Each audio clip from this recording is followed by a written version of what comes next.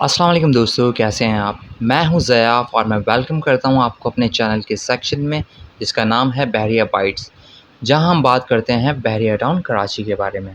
तो आज जिस टॉपिक के बारे में हम बात करने जा रहे हैं वो है बहरिया टाउन कराची में बढ़ते हुए कमर्शियल और रेजिडेंशियल प्रोजेक्ट्स इन्वेस्टमेंट के लिहाज से कितने वायबल हैं। तो क्या आप बहरिया टाउन कराची में इन्वेस्टमेंट का सोच रहे हैं और यहाँ बढ़ते हुए प्राइवेट, कमर्शियल और रेजिडेंशियल प्रोजेक्ट्स की भरमार से आपको कोफ भी हो रही होगी कि इतने प्रोजेक्ट्स हैं, किस बिल्डर या डेवलपर्स पर भरोसा किया जाए, क्या वो वक्त पे डिलीवर करेगा या नहीं।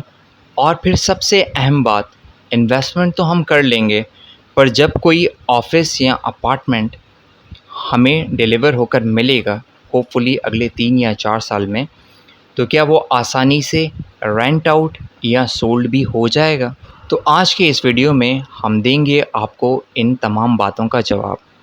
तो अगर आपने अभी तक चैनल को सब्सक्राइब नहीं किया है तो ज़रूर कर लीजिए और अपने हल्काए अहबाब में इसे ज़रूर शेयर कीजिएगा। तो आते हैं आज के मौजू की जानिब। अभी कितना वायबल है बहरिया टाउन कराची में प्राइवेट और कमर्शियल प्रोजेक्ट्स में इन्वेस्ट करना?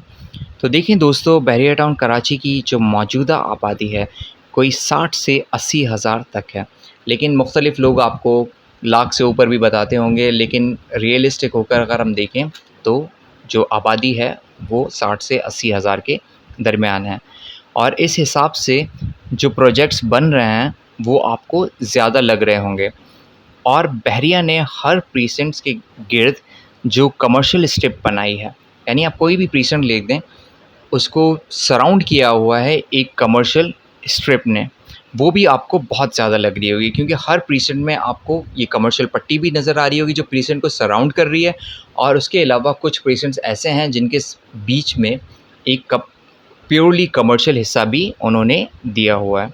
और ये जो कमर्शियल प्रोजेक्ट्स की जो भरमार है वो आपको बहुत ज़्यादा लग रही होगी और आप सोचने पर मजबूर हो गए होंगे कि अगर मैं अभी इन्वेस्ट करता हूँ तो 3-4 साल बाद जब ये बनकर तैयार होंगे तो उस वक्त तक दूसरे प्रोजेक्ट्स भी तो डिलीवर हो चुके होंगे और उस वक्त मार्केट में ऑफिसेज़ और अपार्टमेंट्स की सप्लाई हद से ज़्यादा होगी। तो क्या आपका ऑफिस या अपार्टमेंट रेंट आउट हो सकेगा या सोल्ड हो सकेगा? ये ऐसा सवाल है जो हर इन्वेस्टर के जहन में आता है और उससे उसे परेशानी भी ज़रूर होती है। अब हम कराची की मिसाल ले लेते हैं, तकरीबन 3 करोड़ की आबादी का शहर, जिसके दूर दराज के एरियाज़ या इवन किसी प्रॉपर सबर्ब में भी कोई चीज़ बुकिंग पर आती है या सेल होने या इवन रेंट आउट होने के लिए आती है तो हाथों हाथ रेंट आउट या सेल हो जाती है। इसकी सबसे बड़ी वजह यहाँ की पॉपुलेशन है जो कि ब्लेसिंग इन डिस्गाइज है। अभी आप देखें, बहरिया टाउन की जो मौजूदा आबादी है 60 से 80 हज़ार के दरमियान है और इसके बावजूद भी बहरिया टाउन कराची कितना थ्राइव कर रहा है। तो सोचिए कि कराची की आबादी का अगर 2% भी अगले 3 साल में बहरिया टाउन कराची में मूव हो जाता है जो कि तकरीबन 6 लाख बनता है, तो क्या आपको नहीं लगता कि जो इन्वेस्टमेंट आप अभी कर रहे हैं वो टोटली वाइबल है? अगर आप उन इन्वेस्टर्स में से हैं जो कि अभी बहरिया टाउन कराची में इन्वेस्ट कर रहे हैं तो आप बिल्कुल सही कर रहे हैं, लेकिन आप जो कुछ भी कर रहे हैं, इन्वेस्ट कर रहे हैं, आपको देखभाल के इन्वेस्ट करना चाहिए कि आया इस डेवलपर ने बहरिया टाउन कराची में पहले कोई वेंचर किया है, डेवलपर की शोहरत कैसी है, आया वो अपने प्रोजेक्ट्स वक्त पर मुकम्मल कर रहा है। जैसे कि मिसाल के तौर पर मैं AQ डेवलपर्स, जो कि अबुल कासिम डेवलपर्स हैं, उनका नाम लूँगा।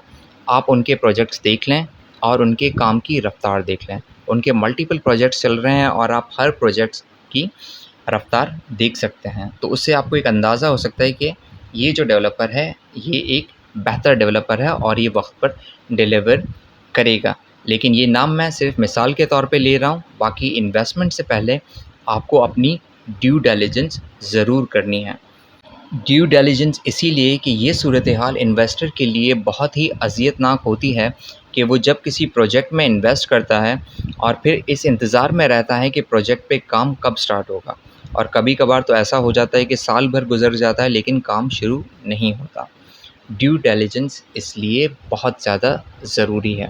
और इसी के बरक्स अगर प्रोजेक्ट पे काम होता देखते हैं, इन्वेस्टर ऐसा अपने प्रोजेक्ट में काम होता हुआ देखता है, तो वो मुतमईन होता है क्योंकि वो अपनी इन्वेस्टमेंट को अपने सामने ग्रो होता हुआ देख रहा होता है। तो ये जो बातें आपको सुनने के लिए मिलती होंगी कि इतने सारे प्रोजेक्ट्स बन रहे हैं, इतने सारे प्रोजेक्ट्स बन रहे हैं, तो इनकी जो खपत है वो कहाँ होंगी?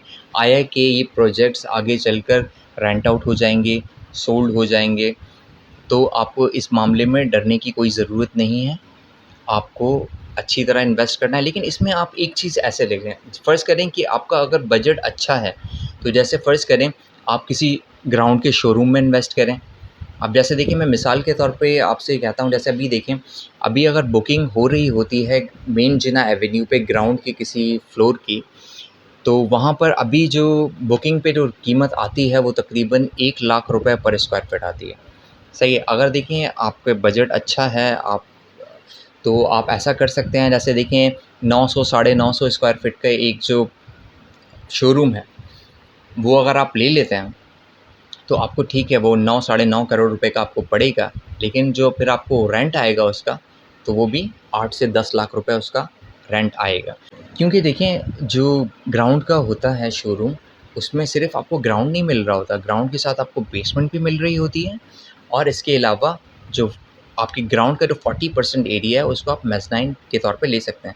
जैसे फ़र्ज़ करें कि अगर आपका 950 स्क्वायर फीट का आपका शोरूम है, तो आपकी जो बेसमेंट होगी वो तकरीबन 1050 या 1100 स्क्वायर फीट की होगी, और इसी तरह 40% उसका वो ले लें, कोई 4100 का आपका मेज़नाइन भी होगा। तो इस तरह जो टोटल आपका जो कवर्ड एरिया बनेगा वो तकरीबन 2500 स्क्वायर फीट बनेगा। इसी तरह जो आप ऑफ़िसेज़ वगैरह लेते हैं, आप कोशिश करें फर्स्ट या सेकंड फ्लोर पे लें, क्योंकि वो जल्दी रेंट आउट हो जाएँगे। लेकिन इस बात से मैं डिस्करेज नहीं कर रहा लोगों को ऊपर भी लेने के लिए, क्योंकि देखिए हर किसी का अपना बजट होता है, और जैसे इसी तरह जब आबादी का इन्फ्लक्स होगा बहरिया टाउन कराची में, तो इस चीज़ की डिमांड होगी। ऐसा नहीं है कि जो आपके ऊपर के ऑफ़िसेज़ वगैरह हैं वो बिल्कुल वेस्ट चले जाएँगे, वो भी रेंट आउट हो जाएँगे, आसानी से हो जाएँगे। आप देखें, जब 6 लाख की आबादी अगले 3 साल में आई, तो यही जो ऑफ़िसेज़ और अपार्टमेंट्स आपको बहुत ज़्यादा लगेंगे, आपको बहुत कम लगना शुरू हो जाएँगे।